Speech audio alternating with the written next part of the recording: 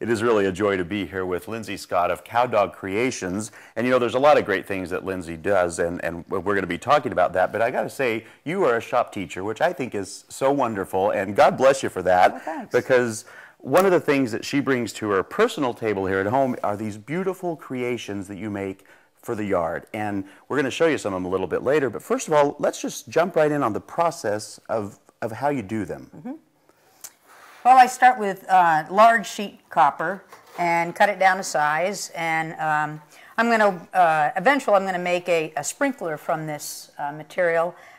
This is a big leaf maple, and I'm on 5 wooded acres, and so there's lots of foliage and things to pick from, and so the big leaf maples fascinate me, so I've taken a pattern from one of the maple leaves and transferred that onto the copper.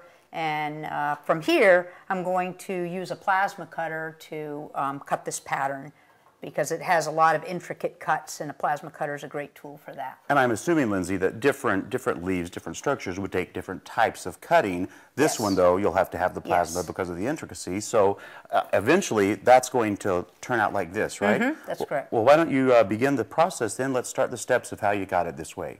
All right? Okay, sure.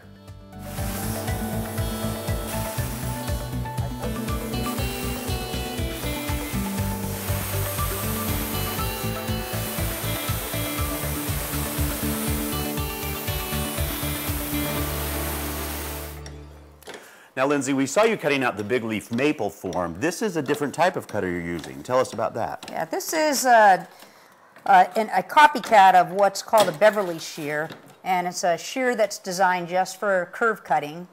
And what I'm doing right now is cutting some petals for a tulip-shaped flower. You'll see this shear a lot in like custom motorcycle shops that make custom fuel tanks. Mm-hmm. And in the process, they're just flat pieces. What is some of the processing you go through to get them to look more like leaves and flowers? So after I finish cutting these, I go back to a machine called a slip roll, and I do a concave shape within the petal this way. And then I take the leaf and I do a convex curve to make it look more like a tulip, so the ends come over. And what would you use those for in your creations? A lot of things. I use them, a lot of little bird feeders that I put on a stick. I'll use them in a larger sculpture, especially for a mister. And then I also use them in my showers for a shampoo and soap holder. Nice, nice. Well, you know, there's a lot of steps to this process, but once she gets done with all of her creations, they are absolutely stunning. So I think, why don't we take a walk out and look at some of the beautiful things you've made, Lindsay? Okay, let's do that. Well, now, Lindsay, here we are in front of some of your creations, and the first thing I noticed right off the bat is they're no longer copper looking. So tell us how you got this coloration to them. Okay. They'll naturally patina, given enough time, with some sort of acidity. I use vinegar and salt for starters, and that really etches the surface of the copper and kind of brings out a green color. And then I use a concrete cleaner that has a little bit of sulfur in it, and that gives me this blue color.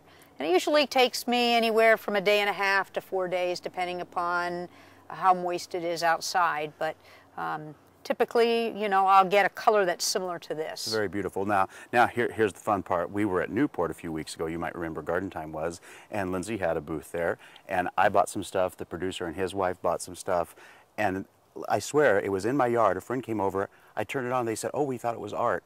They're so beautiful and yet functional. Now, what is this one here? This is a wash station, outdoor wash station. So if you're a gardener or you're working outdoors, instead of having to come inside to clean up, I set up just a typical plumbing system here. It has an inline valve. There's a little head right here where I've drilled holes, so it puts out a pretty good stream of water, a little place to put some soap, so you're able to wash your hands, your feet, your dog, whatever you need to do, instead of coming in the house. And it's just a great idea, and you just hook the garden hose up to it. Right, exactly. Now, you've also got bird feeders, you've got showers, outdoor showers. I love the showers. Yeah, they're much similar to this, except just a little taller. Sprinklers, misters, birdhouses, bird feeders. just about anything I can come up with. Well, I'll tell you, they are, I've yet to see one of the, and the misters, I love the misters, the beautiful flowers, they're just beautiful. We don't have a website to send you to, but what we do have is you can go to gardentime.tv, and you go to a lot of, different functions, fairs, garden things, so there's a lot of those coming up. We certainly want you to click on to Garden Time and find out where she'll be next. Lindsay, amazing work, beautiful art, and it just adds a lot of stunning beauty to the garden. Thank you so much. Thank you very much.